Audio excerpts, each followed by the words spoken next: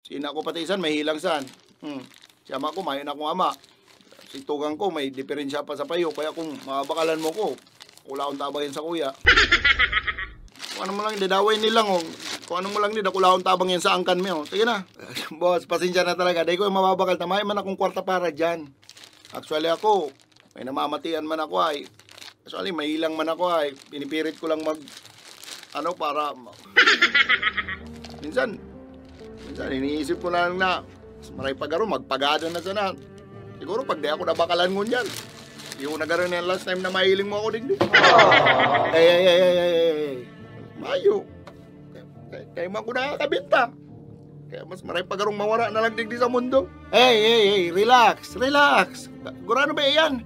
2-5 months na yung pinsan. Salamat na maray, pinsan. Salamat na maray. Nakula ko na tabang din sa kuya. Salamat na maray. Sige na, maduman ako.